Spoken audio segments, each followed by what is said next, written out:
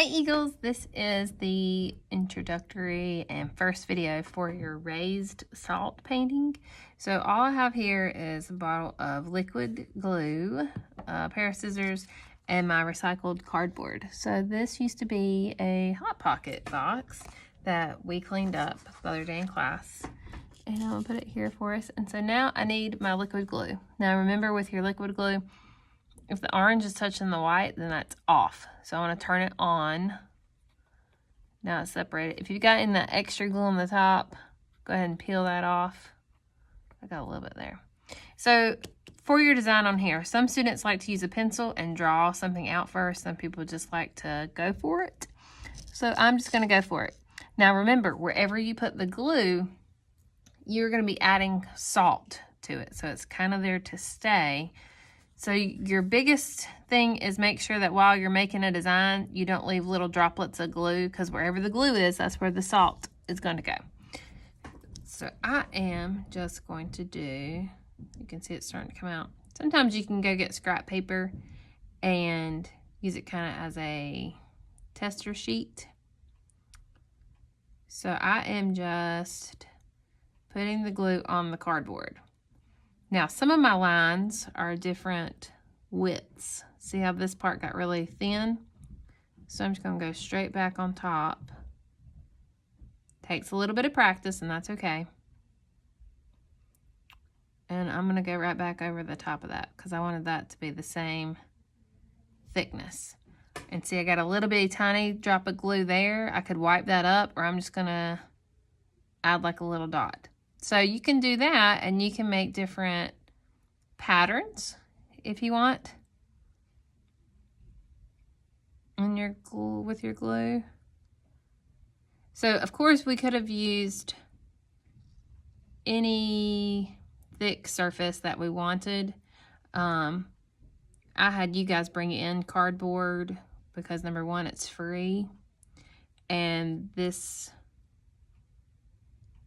is thick enough to hold the salt and the glue, but it's also something that you can do at home, which for my virtual students, this is something that you can do at home. A lot of these materials you would already have at home.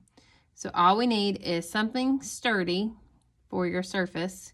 In this case, it was a Hot Pocket box, some liquid glue, salt, which I got for 39 cents for a huge thing at Walmart.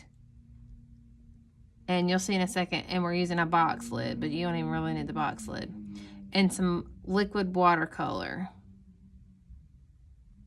which I haven't tried, but you might even be able to use marker with it. So for time, I'm just gonna do a couple more little lines through here. These, of course, would make great presents.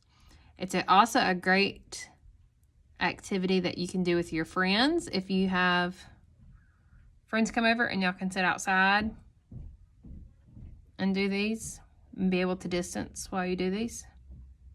All right, so I've got my glue down.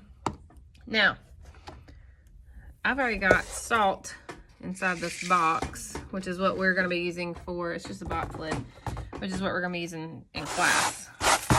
So you want the salt, can you guys see that? Yeah. You want the salt to go over top of your glue. I'm going to use those leftovers. Let me get my container real quick.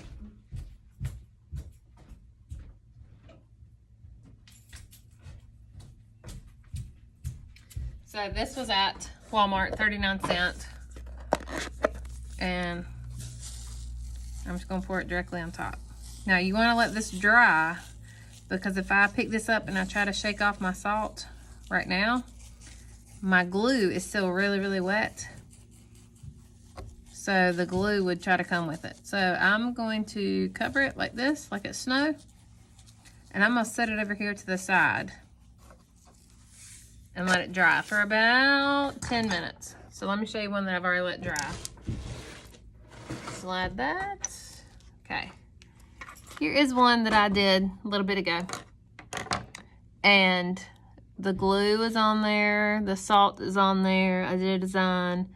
Okay, and now, let's see where I can slide this. I'm going to get my liquid watercolors. I ordered these liquid watercolors off of Amazon.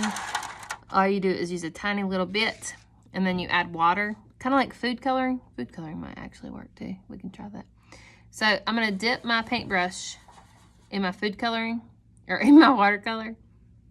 And I'm just going to drop it. Do you see how it's changing that color right there? I'm just barely dabbing, and it's changing it.